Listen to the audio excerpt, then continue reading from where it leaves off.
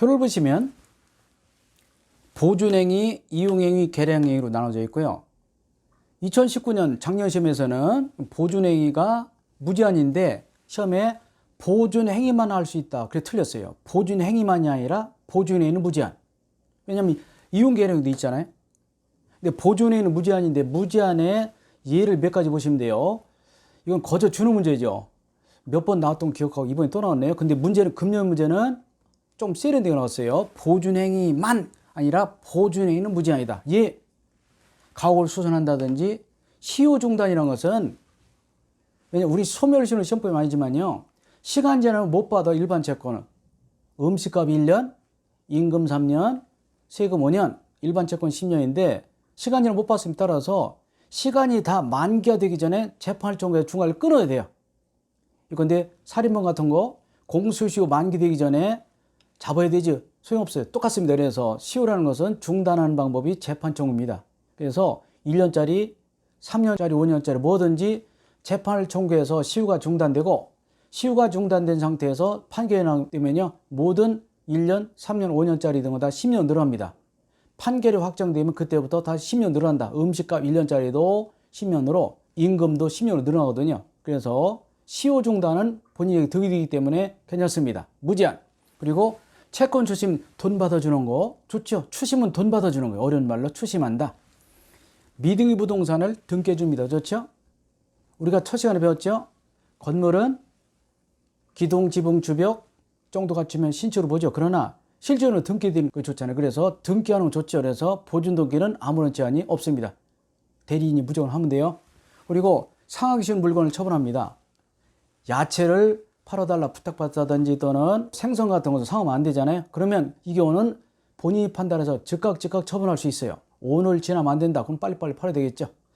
그래서 상하기 쉬운 물건을 빨리 처분해야 되고 제한 없습니다. 그리고 기한 도래한 차원을 빨리 갚아야 돼요. 그렇지 않으면 이자 붙습니다. 그래서 여기 1번부터 6번까지가 보존행위인데 그냥 읽으시면 돼요. 외울 필요 없습니다. 이런 행위는 무제한이다. 그러나 이용행위나 계량행위는 권리나 객체의 성질이 변함한데요. 얘가 이런 걸 허용한다는 얘기죠. 물건의 임대행위, 금전의 이자 부대요. 물론 이것도 너무 안 돼요. 임대를 너무 싸게 한다든지 싸게 이자 받으면 안 됩니다. 그래서 물건을 세를 놔 금전의 이자 부대에는 일단은 이용행위로 볼 수 있어요. 계량행위로서 무이자 금전 소비대차를 이자를 받아. 이거 괜찮겠죠?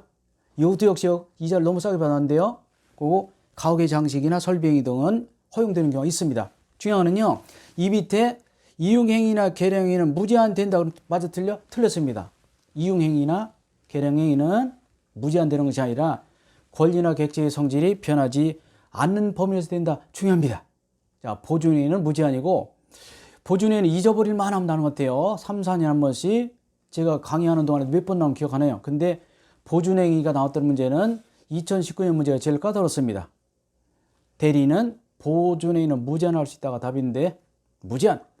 시험에 대리는 보존행위만 할 수 있다. 그래서 말을 살짝 바꿔놨어요. 더러 속은 사람도 있다고 얘기합니다.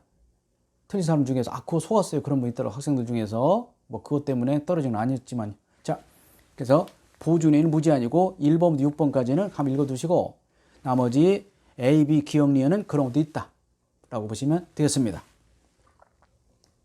자, 안 되는 게 있네요. 대리 목적이나 물건의 권리성이 변하면 안 돼요. 안 돼. 안 되는 거 있습니다. 아예 안 돼요. 예금을 주식으로 바꾸면 대박 날 수도 있고 쪽박 찰 수도 있어. 그죠? 안 됩니다. 그리고 예금을 인출해서 남에게 빌려줘. 안 돼요. 예금을 인출했다는 얘기는 은행에 돈을 빼가지고 남에게 인출해줘. 은행에 돈을 빼서 남에게 이자 받고 줘. 물론 이자는 더 높게 받을지 몰라도 나중에 차용자가 떼먹으면 못 받죠. 그래서 불안합니다. 그래서 안 돼요. 이런 거 안 되고. 자, 예금을 차서 주식 산다든지 함부로 빌려주지 못하고 경제학적으로 대지로 받고 안 되고 경우에 따라서는 대지로 바꾸는 것이 득이 될 경우도 있겠죠. 안 됩니다. 논을 받도록 밭을 논을 안 되고 이런 거 다 안 돼. 물건에 대한 담보 설정 빌리면 안 됩니다. 이런 것은 아예 안 된다 라고 보시면 되겠어요. 애매하죠. 문제 내는 분들도 이용 계량행위가 애매하기 때문에 저렇게 안 내요. 뭐만 낸다고 집중적으로 보존행위만 냅니다. 대리는 일단 대리권이 있다면 권한이 애매하다. 그 경우는 보존행위는 무제한할 수 있다가 118조에 규정되어 있습니다. 자, 이제는 정말 중요한 대리권의 남용을 좀 보시겠습니다. 남용은요, 정말 중요하다. 왜냐하면 너무 시험에 많이 나오고 너무 많이 틀려요. 저도 학교 다닐 때 틀렸던 기억이 나네요. 남용, 나쁘지, 무효, 그러면 안 돼요. 남용인데도 유효합니다. 왜? 일단 남용의 뜻이 뭔지 보셔야 되겠죠. 남용이라는 것은 대리인이 범위 내에서 했어요. 권한이 있어. 근데 실질적으로는, 내부적으로는 본인을 위한 것이 아니라 저나 상대방의 득이 돼. 많습니다, 이런 거. 대리인도 사람이잖아요. 내가 돈 벌고 싶잖아. 그래서 본인에게 최대한 득이 되도록 계약을 해야 되는데, 오히려 본인에 해야 되고 나에게 득이 되고 제3자의 득이 된다. 대리권 남용. 문제는 대리권 남용에 대해서 법조문이 있어 없어요? 없습니다. 우리 예전에 첫날 배웠나요? 호의관계도 법조문이 없어요. 호의관계. 따라서 판례 나왔죠. 호의관계에 수반하여 손해발생한 경우 그 자체만으로는 배상액을 줄여줄 수 없다. 그러나 신의칙이나 과시상계 법률을 적용해서 배상액에 감경할 수 있다고 했죠. 그런 식으로 판례 나옵니다.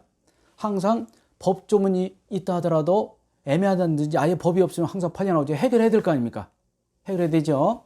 그래서 민사사건은 법률 조문이 없음을 이유로 하여 법원이 재판을 거부할 수 없어. 이게 달라. 형사는 죄형 법정주의이기 때문에 아예 법이 규정이 없다. 처벌할 수 있어 없어요? 없어요. 그러나 민사사건에서는 어떤 식으로 다 해결해줘야 돼? 매매 당사자 간에 싸웁니다. 조문이 없어. 그렇다고 너희끼리 해결하면 칼부림 나요. 그래서 반드시 해결해야 돼. 그게 특징이에요. 마지막 해결 수단이 바로 신의칙 조리입니다. 조리. 그러나 조리보다는 조금 앞단계가 중요합니다. 이렇게 조리는 너무 넓어. 타당하다. 도리에 맞다. 그런 것보다는 이렇게 조문에 근거해서 판결 많이 합니다. 조리는 함부로 쓰면 안 됩니다. 조리라는 것, 신의칙은 마지막 최후 수단이에요. 도저히 안 되겠다. 그때 쓰는 것이 신의칙입니다. 그래서 대법원 판례도 학설도 거의 일치하여 이런 학설을 주장하고 있습니다. 보이죠? 대리인이 대리권 범위 내에서 했어요. 그러나 본인을 위한 것이 아니고 대리인 자신과 상대방 또는 제3자의 득이 돼 남용입니다. 그렇다 하더라도 대리는 대리죠. 따라서 배임 인물을 배신했습니다. 그래도 대리이기 때문에 유효. 누가 책임지다고? 본인 책임집니다. 본인 책임집니다. 본인. 남용도 유효합니다. 그러니까 틀리죠.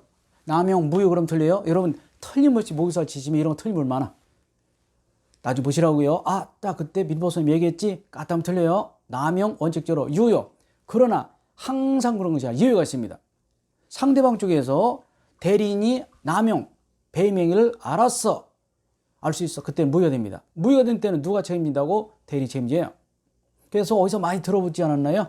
이것이 왜 이런 이론이 나왔냐면 대리권 남용은 민법조문이었기 때문에 판례가 나왔다. 학설이 나왔다. 그것을 어느 학설을 끌어 쓴다는 거죠? 비진의 표의설을 끌어 썼습니다. 비진의 표의설, 우리가 예전에 좀 배운 적 있죠? 진화 의사표시 그 표를 다시 한번 보시겠습니다. 민법도 수학과 똑같아서 앞에 있는 것을 잊어버리면 뒤를 못 풀어 이렇게 돼 있어요. 그게 계속 강조합니다. 아까 의사의 통지, 관련 통지도 민법 총수에 배웠잖아요. 모르면 여기서 모르잖아요. 그래서 계속 이 연결되기 때문에 예습할 필요 있어 없어요? 없다. 절대 없다. 복습은 절대 필요합니다. 맞습니까? 그러시면 돼요. 시간 지나시면 전 범위를 다 커버하고 여러분들이 이 과정을 충실히 따라오시면 정말 민법 점수를 획득하는데 결정적인 도움을 얻을 것으로 제가 확신합니다. 제가 강의도 오래 했지만 강의 경험을 다 쏟아부어서 이 작업을 하고 있는 거거든요. 저는 한두 달이면 녹화가 끝날 줄 알았습니다. 근데 지금 2달이 넘도록 녹화 반도 못 했거든요. 그만큼 어렵네 해보니까. 양도 많지만 또 제가 함부로 설명할 수도 없는 것이 그래서 굉장히 중요한 개념입니다. 보시면 되겠고요. 비진의 표시 중요하죠. 제가 뭐라고 말씀드렸어? 갑이 을에게 시계 줄까 했어요. 근데 을이 전혀 몰랐어요. 줘야 돼. 유효. 그러나 을이 알았어요. 알 수 있어. 그때는 주지 마. 이게 비진의 표시죠. 갑이 을에게 시계 줄까 농담했어요. 을이 전혀 몰랐습니다. 농담이라는 것을. 그러면 을은 받을 수 있어요. 그러나 대개는 알죠.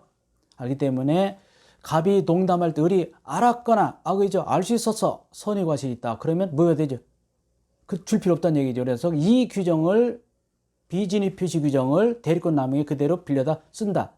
그래서 남용 문설 비진의 표시설을 적용합니다. 진양 의사표시 결론 뭡니까? 대리인이 대리권을 남용했다 하더라도 원칙적으로 본인에게 유효 효력이 있다. 본인 책임져. 그러나 상대방 쪽에서 본인의 남용을 알았다. 알 수 있다. 그때는 무효가 된다. 대리인 책임지다. 이렇게 해설합니다. 대리권 남용, 원칙 유효, 예외 무효. 원칙 무효 그럼 틀려. 원칙 유효, 남용도 유효하다. 대리이다. 그러나 항상 그런 것이 아니라 상대방 쪽에서 대리권 남용을 알았다 또는 알 수 있는 경우는 무효가 된다. 중요합니다. 꼭 알아두시고 비즈니스 표시설과 대리권 남용이 일치되어 있다는 것을 반드시 알아두셔야 문제 풀고, 이 남용 같은 경우는요, 이 문제 자체가 한 문제도 잘 나옵니다. 기출문제도 그렇지만 여러분들 아주 모여서 보시면 문제입도 굉장히 많이 나오고요. 공부하면 다 틀려요. 남용, 유효. 비즈니스 표시설에 시계줄과 농담도 책임지듯이 남용도 원칙적으로 유효하다. 꼭 알아두시기 바랍니다.